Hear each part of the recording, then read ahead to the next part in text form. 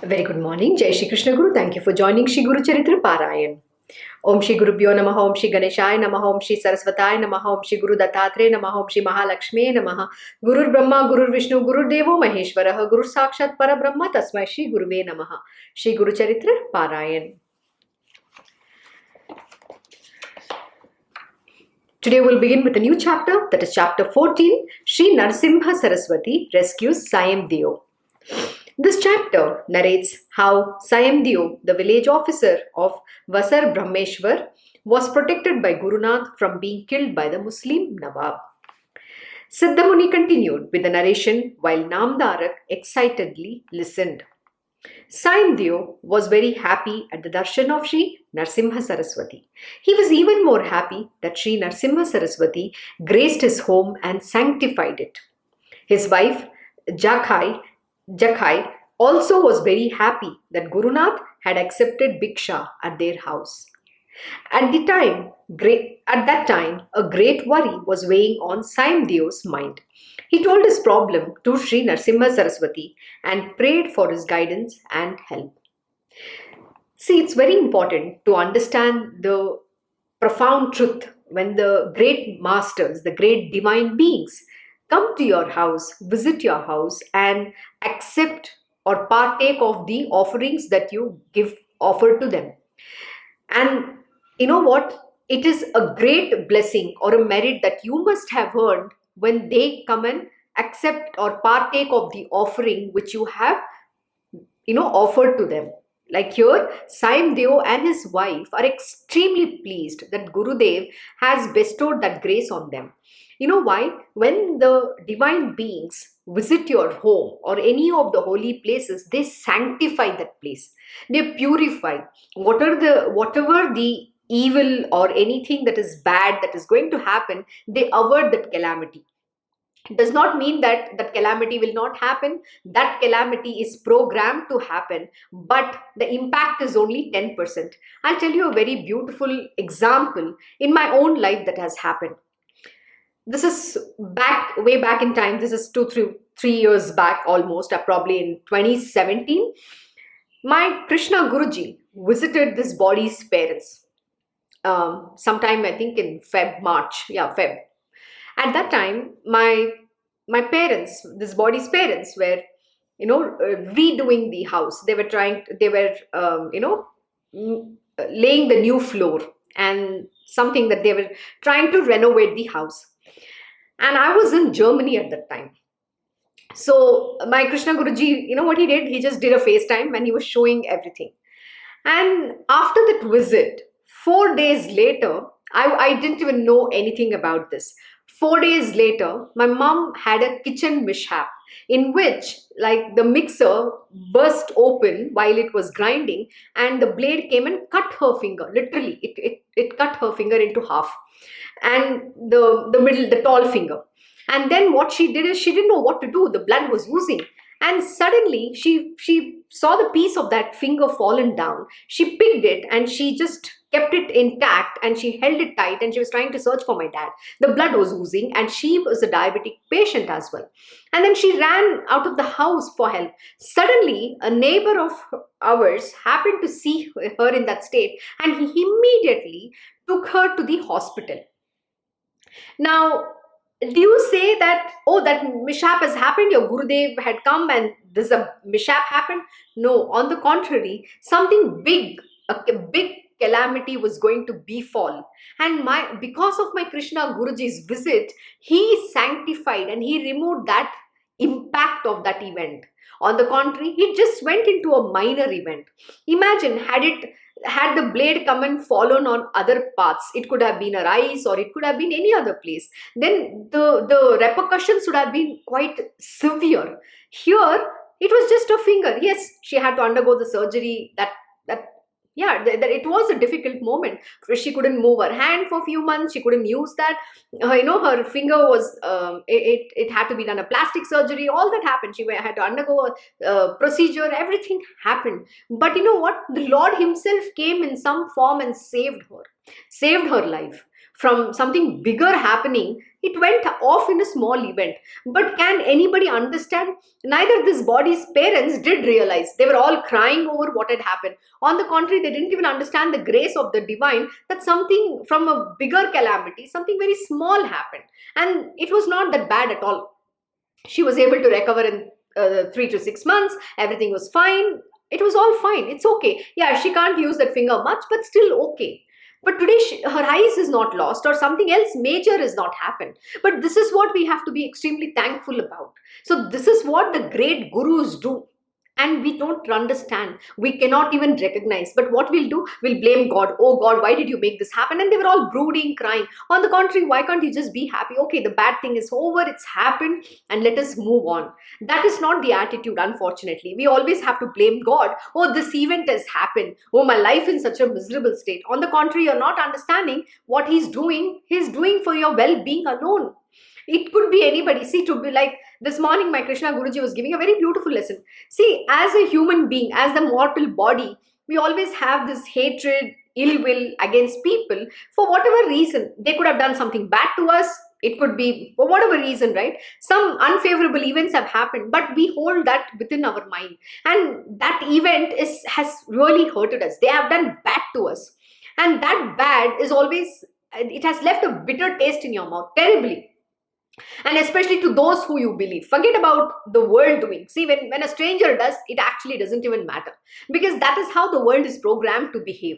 But someone who's very near and dear to you, when they backstab you, when they hurt you, or when they do something which is very mean, or it is not expected of them, then that impact is felt even more strong. And then what happens within your heart? You're filled with the venom.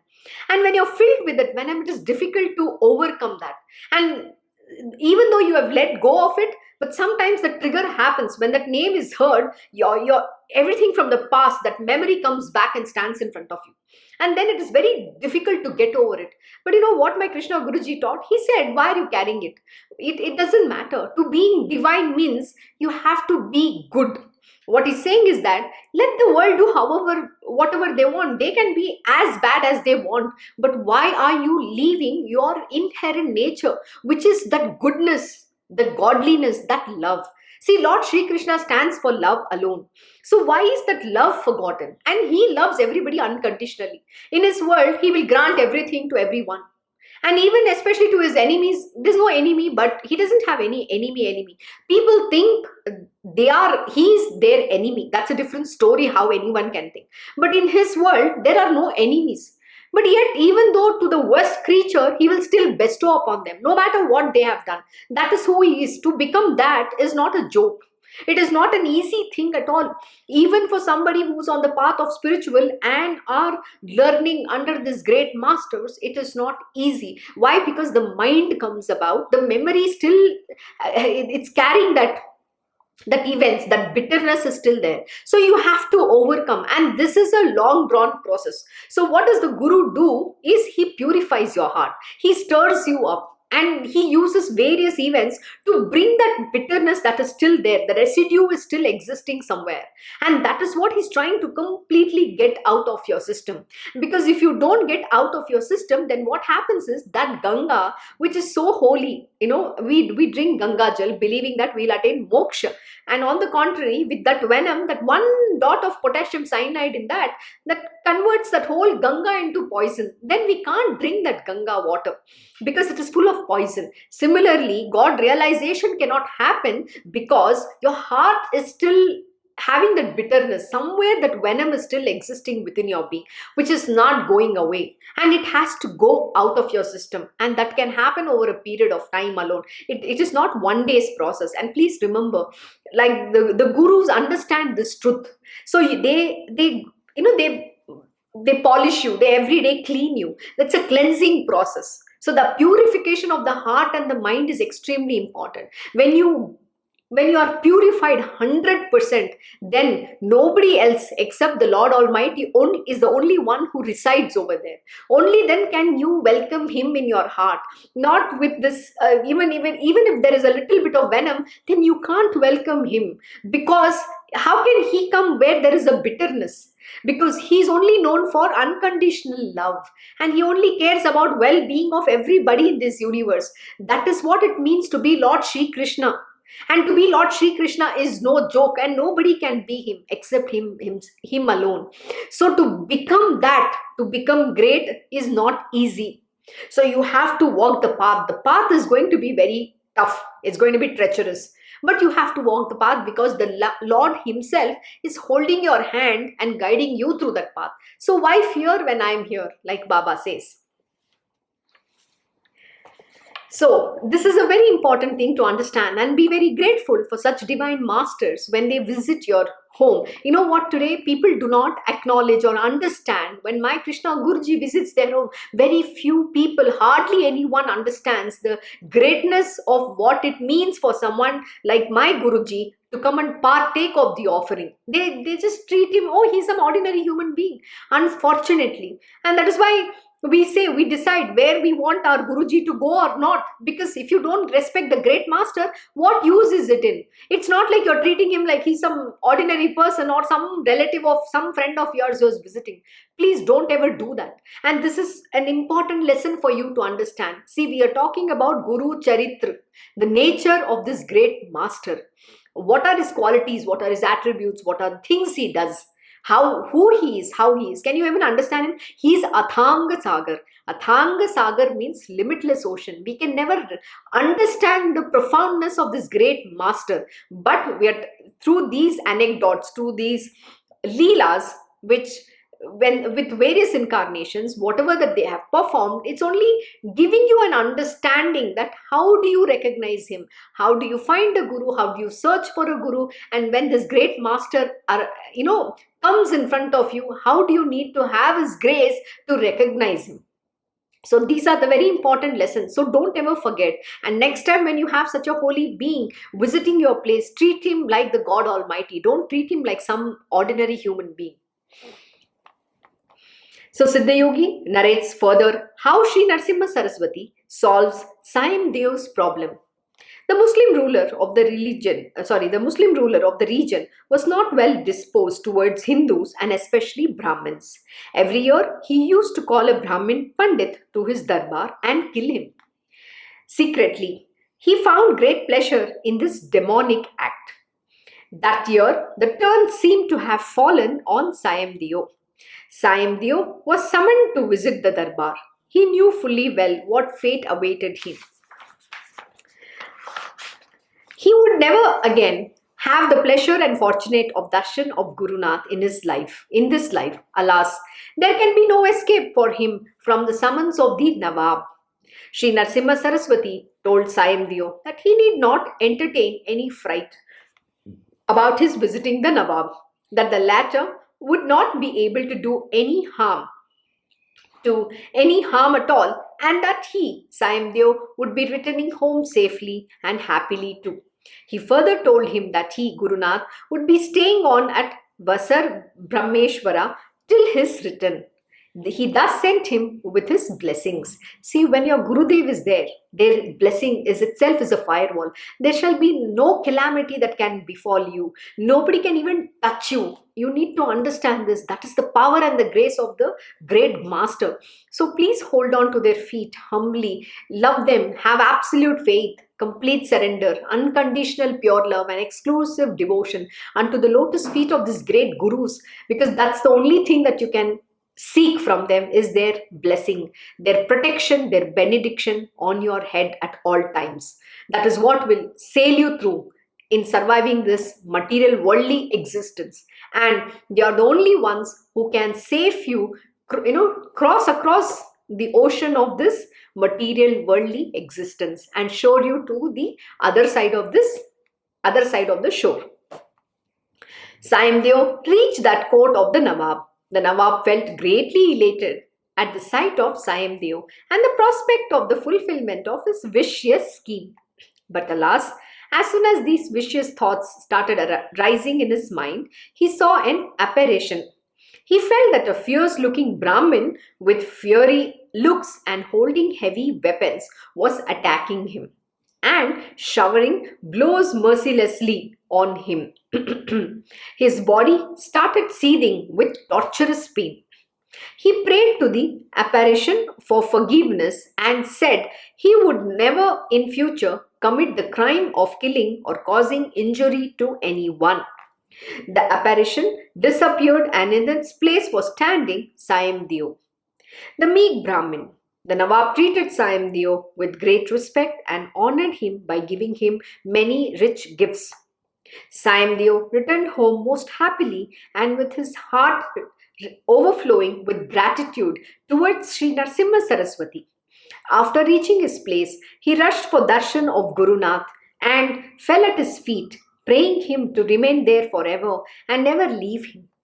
Sri Narsimha Saraswati said it was not possible for him to stay at that place any longer. Many devotees from other places were calling on him and he had to move out.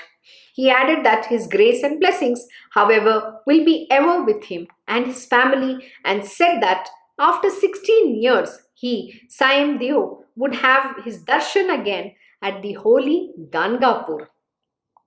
From there, Sri Narsimha Saraswati went to Vaidyanath, that is Vaidyanath, famed as the abode of Arogya Bhavani Parmeshwari. He remained there for a year in his invisible form. This is how the great masters, bestow their grace upon their ardent devotees and disciples. And then they confer that grace and take care of them. They come to protect the meek and the poor, the true seekers, and they put the real spiritual aspirants on the path of spirituality. So this is what we understand. And also they also remove the unrighteousness from this world. And also there are evil people, there are people with all the demonic dispositions. What do? They come and teach them a lesson. They try to curb the adharma and also these kind of demons troubling the pious and the virtuous in this world. That is what these gurus are for. I think you understand. Every story talks about how in various ways they are ever protecting their disciples and devotees and those who have taken refuge unto their lotus feet. This is what you need to understand. With this, thus ends the 14th chapter of Sri Guru Charitra, which describes Gurunath's protection of Saimdeo from death. Glory to the all-merciful, the omnipresent and the ever-responsive Gurunath. So we'll begin with the next chapter, and that is chapter 15, Holy Places of Bharat. Oh my God, this is going to be very exciting. In this chapter, Gurunath's instruction to his disciples regarding the merits of doing pilgrimages and the places which they should unfailingly visit is described. After sending most of his disciples on pilgrimage, Gurunath lives in seclusion, invisible to others at Vaidyanath. The Siddha Yogi was the only disciple who was retained by Gurunath with him at Vaidyanath. The mere study of this chapter with faith and devotion is believed to confer on the reader the very merit of doing the pilgrimages itself. Oh my God, how profound. You know why that is? That is simply because all these, we say Tirtha Kshetra, means holy places. All the holy places resides at the lotus feet of this great master himself.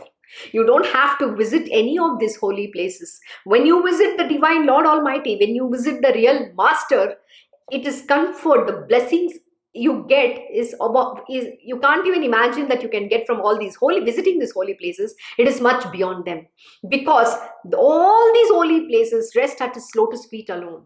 So when you worship him, you have worshipped the entire pantheon of gods and goddesses on this planet Earth, in this entire universe. So what more do you want to visit? And forget about that, you're also worshipping the Parabrahman, because the Guru is the manifestation of the Parabrahma. Guru Sakshat Parabrahma.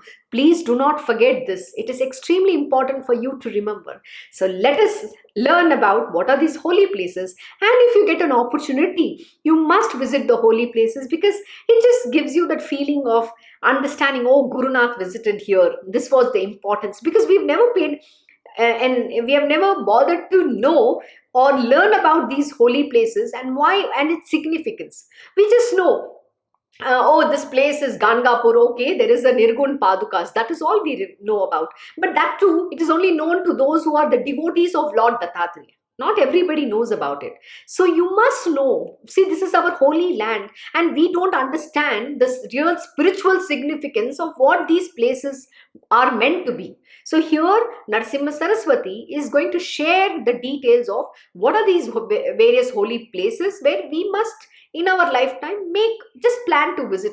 It's not because you want to get something, but because these divine beings also did pay their visit to such holy places. Their lotus feet has touched this land. That grace and blessing is always with us. So we should make it a point, because that is what will purify us. See, when you don't even have a guru, the one thing that you can do is visit the guru stans also. That gives you that grace. And when you seek with absolute devotion and complete surrender, and when you're really wanting to, evolve on the path of spirituality, when you pray, when you pay for that grace from the God, the Guru will find you at the right time. So have that Shraddha and Saburi, faith and patience. Namdarak asked Siddhamuni why Sri Narsimha Saraswati chose to remain in an invisible, unseen form for a year at Vaidyanath. There must have been a divine purpose for every single act of Guru Nath, and Namdarak want to be enlightened on this. Absolutely. See, everything that the Guru does, there is a divine purpose. We can't understand. It is beyond our human mind's ken and understanding. Are we trying to judge our Gurudev? Of course not. We don't know. There is a reason. Look, many a time there are things that the Guru is going to do which is not going to be palatable to you. And sometimes some of those events are completely is not acceptable to you. But please remember, just have one faith in everything that happens with you, that whatever your Gurudev is doing or whatever the situations are, it's all meant to be for the good alone. See, when you say the Guru is doing, the Guru in fact doesn't do. It's a way. His universe around him works in that way. It's magic. That's what I call it. It's very beautiful. It's very magical. And in that magical life, the journey, there is always everything. You have to taste all the flavors of life. Like some things are very sweet. You don't want that sweetness to go away. But you can't always have sweet. Then you'll get diabetes. So you have to have something which is spicy, something which is sour, something which is unami, something which is pungent, and something which is tangy, sour. So and something which is bitter. Oh my God, we don't like bitter gourd, we don't want to eat. But that also you have to sometimes. You always cannot have sweet alone. So life, this whole journey is like this, the flavors of spices. It's beautiful. You have to experience and live in the moment. Enjoy that journey. Enjoy that ride. It's a roller coaster ride. It is a whirlwind tour for sure. But you have to enjoy. That is how spirituality is all about. Siddhamuni continued his narration. Sri Narsimha Saraswati was exceedingly compassionate to one and all. He used to shower his blessings and grace on anyone, often without any consideration whether the person deserved them or not.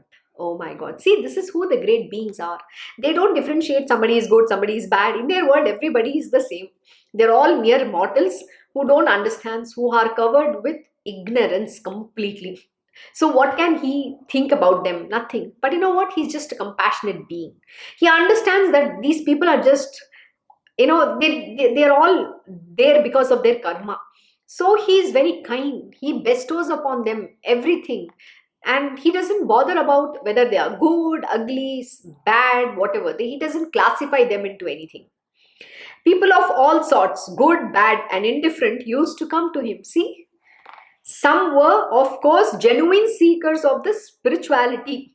Some used to come to seek redress for their afflictions. Yes. But many used to come seeking his grace and blessings for the fulfillment of their worldly desires and ambitions. And some for the success of their vicious schemes. You know something? There's a very important lesson for you to understand. When you go to the divine, if you look, the Gurudev has classified people in different aspects. There are very few people who actually come to the real master to seek spirituality, to wanting to go on the path of spirituality. They want to be evolving on that path. They want initiation. They want to learn about spirituality. So they will ask about the spiritual wheel alone. They come for that purpose alone. Then there are others who come to seek redress for their afflictions.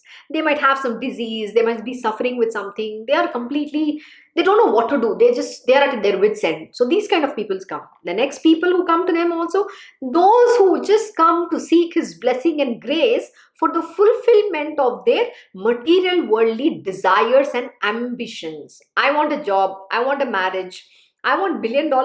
I want to, become the super rich. I want to live abroad. I want a green card, US visa. Sometimes I wonder, is this guru, I don't know if he's an HR consultant, or is he running a hospital? Is he a medical practitioner, or he's a consultant, or is he someone who's sitting with a Swiss bank? I don't understand. What makes you think that you can just come and ask these things from a Guruji? But you know what? Everybody comes with this begging bowl, whether we like it or not. We all come with this only, saying that there is somebody who is greater than us, who will fulfill all our desires. That is what we come to seek. But like he said, there are very few people who come and seek, wanting to go on the path of spirituality. So this is very few people who come to seek this, but rest everything falls on the other categories that I just explained. And some for the success of their most important vicious schemes. That is the most important thing that I was going to cover. Vicious schemes. See, people, evil people or demonic people with a bad intention, they feel that they want to take some revenge on somebody, they want to do something bad in the world, they want to do harm to people, or whatever that vicious scheme that they have. They come to ask that, and please remember, even when you ask that, the Gurudev is going to grant it. His Ashtasiddhis are going to say Tatastu. Then what happens? That wrong is going to happen. So never ask for something bad. So you need to be very careful about what you ask, what you seek. That is why we say, when you meet the divine beings, don't ask any of these material worldly things or something which is only which is motivated for your selfish purpose. Always ask for the grace so that you can evolve on the path of spirituality. That is what you have to ask. And that is what we have been reading, whether it is in Guru Charitra or in Sai Baba's Poti or any other scriptures, whether it is Bhagavad Gita, Uddhav Gita, you name it. In that, our Lord Shri Krishna has said, why are you asking? I know what is required for my devotees. There shall be nothing less in the house of my devotees, either for food, clothing, everything that is required for them will be taken care. There will not be of anything that they need to want. Even in this chapter, the earlier chapter, we read about it. So what makes us think that we have to go ask, we have to go beg for our life? And we always want to ask, only for our selfish purposes. But we have never gone and asked, Gurudev, how are you? Are you fine? Are you okay? Is everything nice with you? Can I do something for you? That doesn't come from our mouth. We're only very selfish. It is only about gratification, sense gratification, for my selfish purposes. That is all I'll go and ask my Gurudev. But I don't care whether you're alive, you're dead. No, you're dead means, of course, I'll come and cry 2 drops of tears. Why? Because, my Swiss bank is gone away. Or my genie who's going to fulfill my wishes and desires is gone, no? Otherwise, I'll go pray to his tomb, like Sai Baba's tomb that is there today. Sorry, Samadhi. Why do you think everybody goes to Samadhi? Visit Sai Baba's Samadhi? Because Baba said, I will speak through my bones. What do they do? They go and ask for fulfillment of the desires. Do you think they care about Baba? No. Nobody cared about Baba. There are only very few people who really cared about Baba. Similarly, it goes for everybody. Because we are that very selfish natured human beings who only want to bother about our own self. And I've seen many such examples happen in my Krishna Guruji's life too. People only care about coming and asking him with a big begging bowl, I want this, I want this. But never ever cared about him. They will not even ask him, how are you, Gurudev? Are you all right? Can we do something for you? That is never coming out of anybody's mouth. That doesn't even come out. They only care about fulfilling their own sense gratification.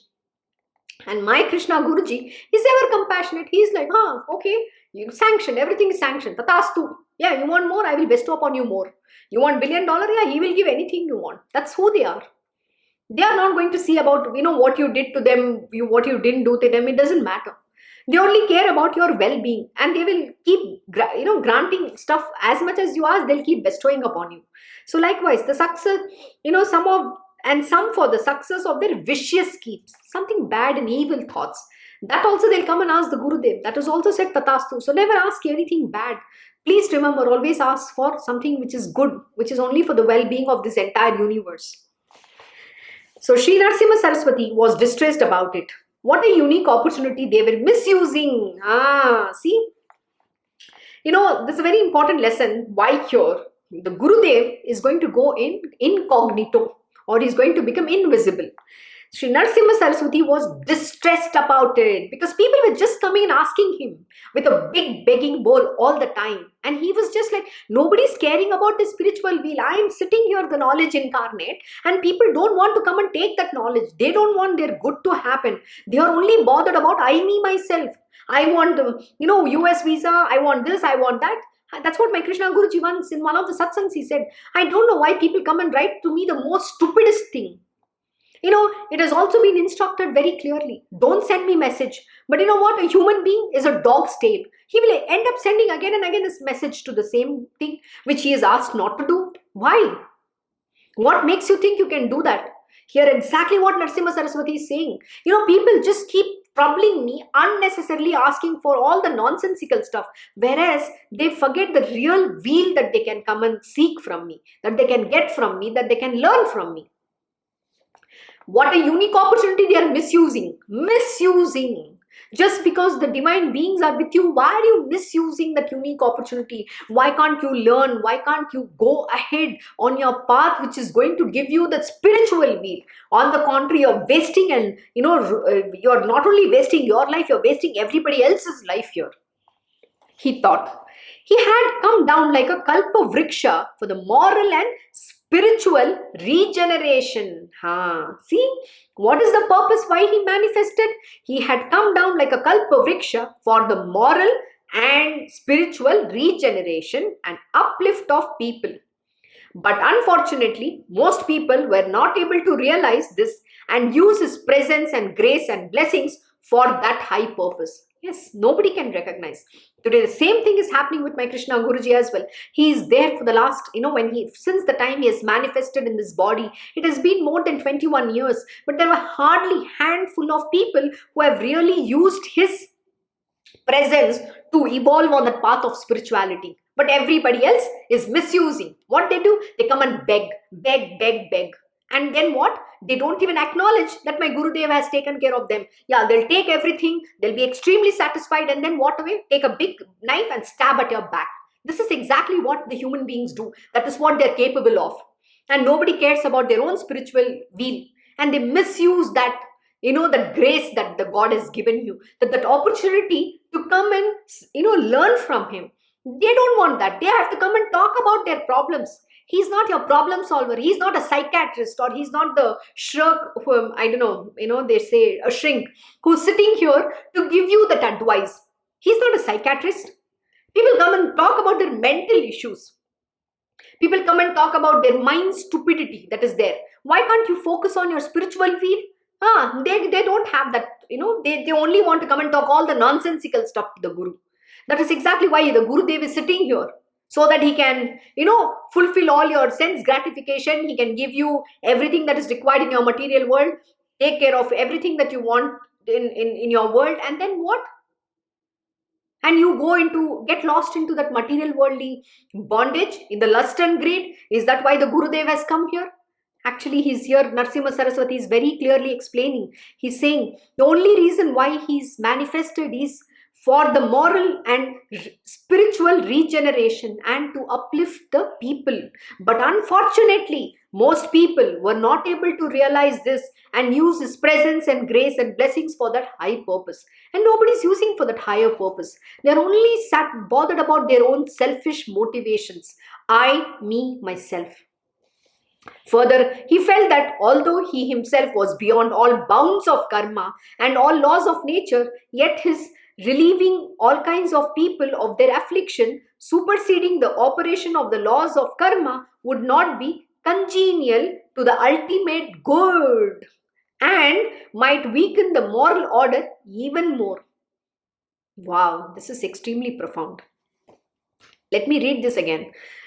Further, he felt that although he himself was beyond all the bounds of karma and all laws of nature, see, there is no laws of nature applies to this divine being, because he's the manifestation of the Parabrahma himself, and he's beyond all karma, because he's not performing any karma. His purpose is not even to do any karma. He has a very specific purpose. He manifested to establish the sannyasa ashrama dharma, because people were going off the path. So that is what he came to establish. And on the path, he's the Kalpa Vriksha, who's there to give you that spiritual wheel, who's there to teach you, to give you that guidance on the path of spirituality. But people misuse every single time. See, forget about today. Today, at least we are in Kali Yuga. Even at those times, this is exactly what the people, human beings, used to do. So, what is the Guru saying? He's getting frustrated. So, he's like, I don't want to be available to anybody anymore, because nobody is following my teaching. Nobody wants their spiritual will. They only want their material worldly desires to be fulfilled. So, what is the purpose of the Guru then? We all must ask this question to ourselves. And I think by the time we realize this, it'll be too late. The Guru would have gone away. And then what happens? You have lost the game. You're lost in the game.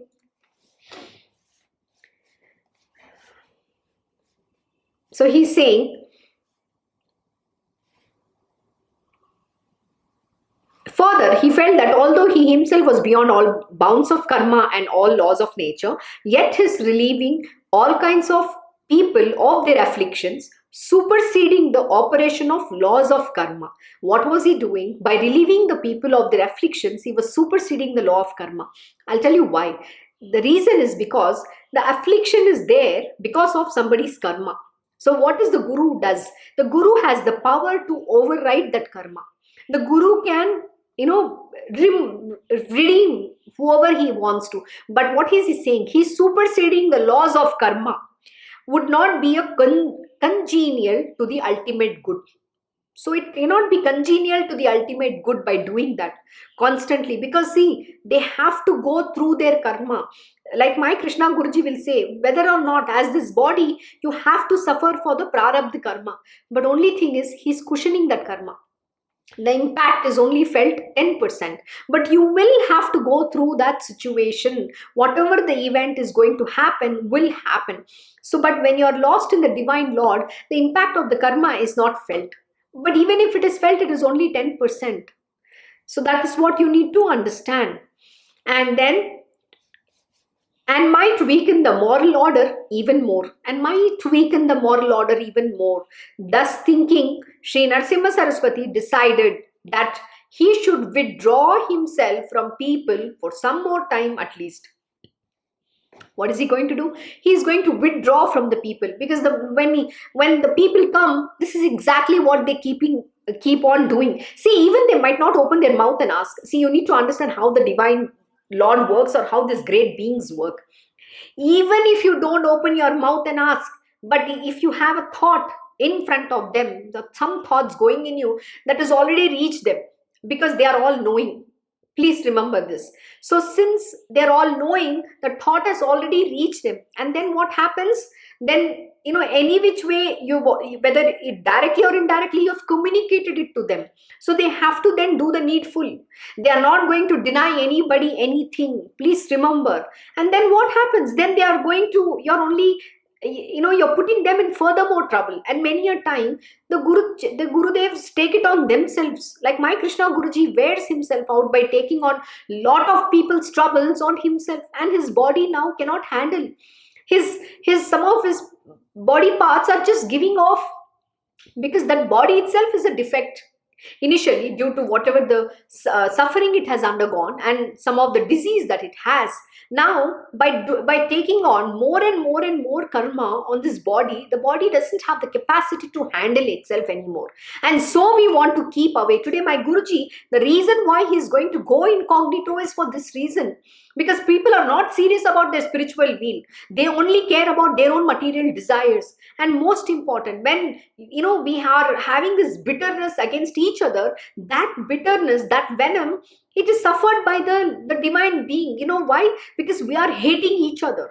We are throwing venom at each other. We have so much of ill will against each other, and that impacts the Gurudev. Please remember, it's only with love can we extend his life, and not with bitterness or hatred. Sometimes it just hurts me a lot that today we don't understand this very important lesson. Why? Because the mind comes very strongly, and at that time, even though you know when you do this there is something like this going to happen, you try to curtail, but you know what, that feeling within is not, you're unable to overcome. That is where you have to evolve, you have to seek that grace, you have to make extraordinary effort to overcome that mind. So when the devotees among themselves fight, then what happens? It impacts the divine master, because everybody is associated with him. Please remember, we are all part of his body, we are part of his creation. So the one who gets impacted the most is the divine master. That is why Lord Shri Krishna, used to become blue. It's not blue, he's that grayish. It's a mix of a white and black, which is a gray. He would turn into that color. You know why? Because he would have to, drink the poisons which is thrown by all the gopis at each other. And that is when that is why he would become blue.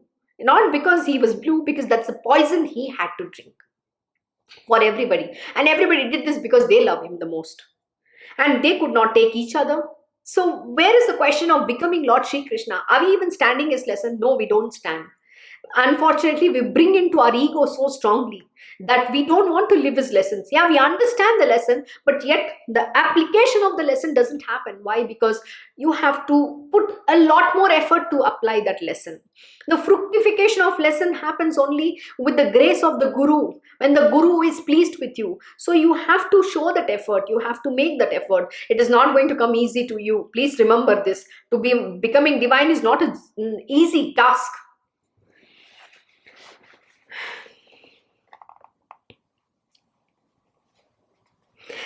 So, thus thinking, Sri Narasimha Saraswati decided that he should withdraw himself from people for some time at least, and accordingly took to an invisible form for his stay at Vaidyanath. But before taking to an invisible form, Gupta Rupa, Gurunath called all his disciples and told them that they should go out on pilgrimage and visit all the holy places, bathe in all the sacred rivers of the land, and should reach Sri Sailam by the year Bahudanya and join him back there. They were not happy to leave the presence of Gurunath, even if it be for visiting the holy places of the land. Gurunath told them it is not necessary for the disciples to always be in the physical presence of the Guru. Constant chanting of Guru's Upadesha, Guru Mantra, and worshipping of the Guru's form in the shrine of one's own heart is real Guru Sannidhana. Oh my God, okay, let me explain this. This is a very, very profound one. What did the Gurunath say? Gurunath told them it is not necessary for the disciples to always be in the physical presence of the Guru. It is not important. See, your Guru is a tattva, he's a principle. He's always with you. He can be anywhere he wants. The Guru is established within your heart. You have to go inwards, realize him there. You should understand your Guru is one with you at all the time. It is how you seek him. So it doesn't mean that you have to be in the physical presence of him at all times. And he's saying, what does he say? Constant chanting of Guru Upadesha, Guru's Upadesha. What does it mean? Constant chanting of Guru's Upadesha. Upadesha means his teachings. Everything that your Gurudev has taught you, you have to chant, you have to contemplate, you have to do manan, you have to cogitate on it and think what your Guruji is teaching and learn to absorb and imbibe that lesson and that knowledge. And then only you will be able to apply that knowledge. And with the grace of the master, only the fructification of the knowledge will happen within you. When the fructification happens, then only the application will happen, not until then. It's a long drawn process. It is not day one you can attain that. You have to go through that journey, okay? Then Guru Mantra chanting, constant chanting of Guru Upadesha, Guru Mantra. Most important. See, when your mind is at play, the one thing you can do is chant his name ceaselessly.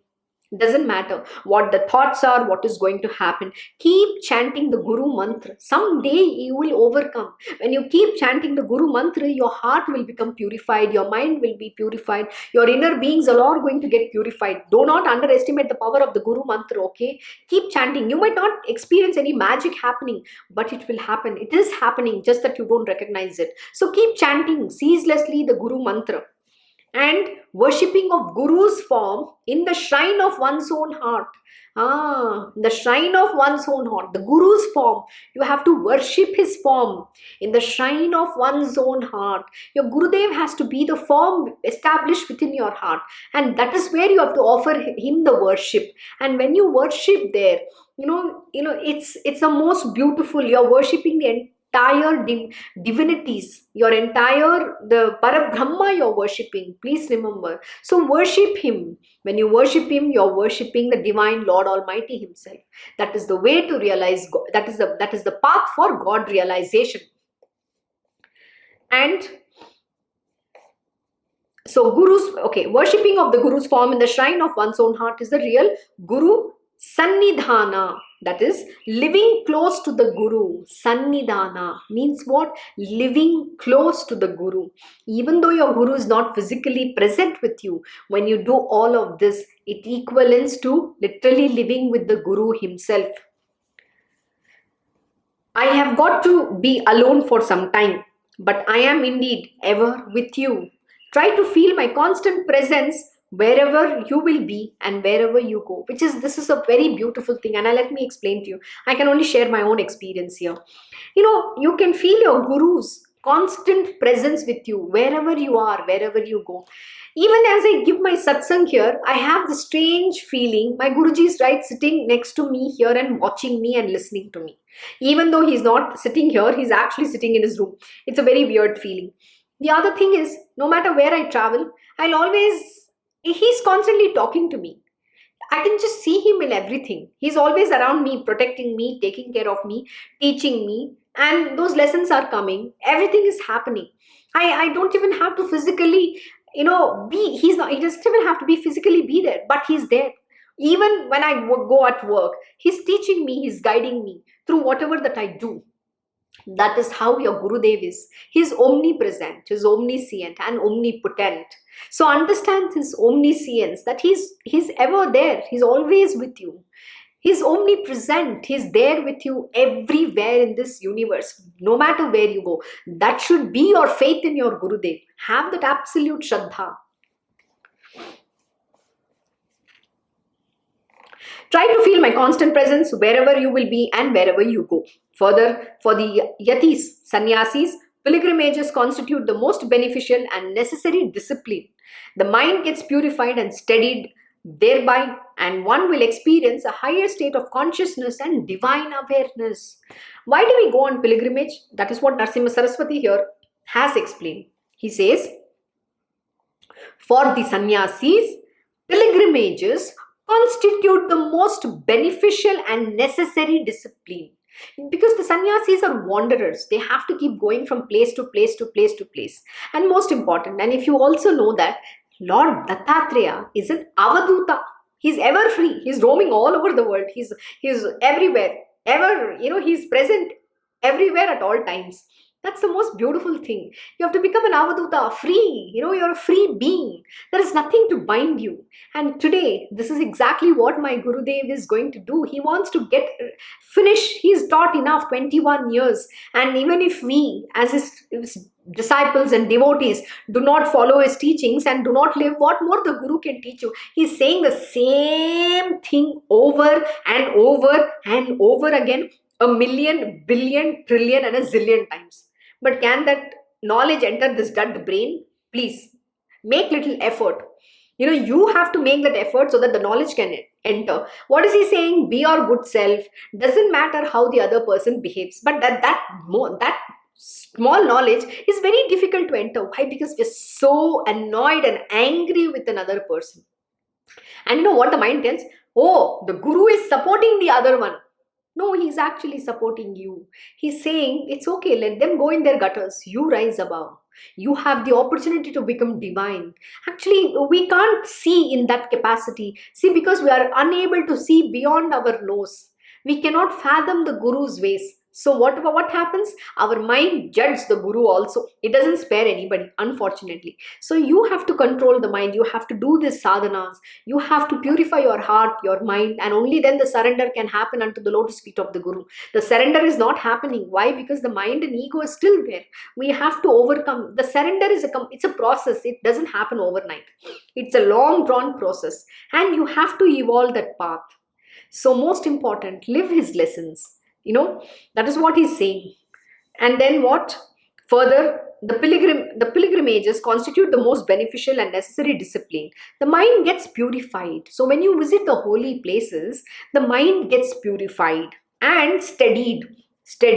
Because the grace of the divine beings, wherever that we are visiting, that grace is coming onto us. They are blessing us and steadied thereby, and one will experience a higher state of consciousness and divine awareness. So we will experience that higher state of consciousness and divine awareness. That is what we have to experience, and we have to evolve in that state. I bless you all that you will have the most rewarding experiences, and surely you will all meet me at Sri Sailam. The disciples had no other option but to abide by Guru Nath's command. Again, what does it say here? What is the teaching that we have to take from this? That we have to obey to the Guru's command. We don't have a choice. And the moment you exercise a choice, please remember you're going against the Guru. You're going against his ordains, you're going against his will. And then what? You're going to suffer for the repercussions that will come about.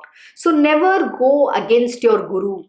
Never go against his command. Always abide by his command and do exactly what he ordains you to do. They, however, sought his instructions as to which holy places they should visit. Guru Nath then explained the significance of the various holy places and of the sacred rivers of the land, and the special merits each one of these would confer on the pilgrims. Visits to these holy places and doing the appropriate ceremonies and rites there, as prescribed according to their respective ashramas in life, would wash off all sins, purify the body and mind, and in the end confer liberation not only to them but also to 21 generations of their ancestors as well as 21 generations of their descendants. Oh my God. We say 7 generations, but here Guru Nath is saying 21 generations, their ancestors and the descendants. So, Siddha Yogi then narrates the particular pilgrimage centers Guru Nath had kindly advised his disciples to visit and the specific deeds that they should perform during their stay. Okay, we are already going to be coming at the end of the hour. We just have 8 minutes. I don't want to start this and stop at half. I rather have this continued in the next satsang. So we'll start from what are the places Guru Nath is going to instruct his disciples to go and visit. What are the different places of pilgrimage he's going to explain about. So it's going to be very exciting. I'm sure you and I also should pay a visit to these holy places if we have an opportunity. So once again, thank you for joining Sri Guru Charitra Parayan. I'm wishing you all a very happy Friday and a very happy weekend ahead. ओम श्री महागणपते नमः। ओम श्री गुरुदेव दत्त। ओम श्री सच्चिदानंद सद्गुरु साईनाथ महाराज की जय। ओम नमो भगवते वासुदेवाय। दिगंबरा दिगंबरा श्रीपाद वल्लभ दिगंबरा। ओम श्री कृष्ण गुरुनाथ नाथाय श्री गुरुवे नमः। ओम देवी दुर्गाय नमः। ओम श्री कृष्णार्पणम नमस्तु। कृष्णं वंदे जगद्गुरुम्।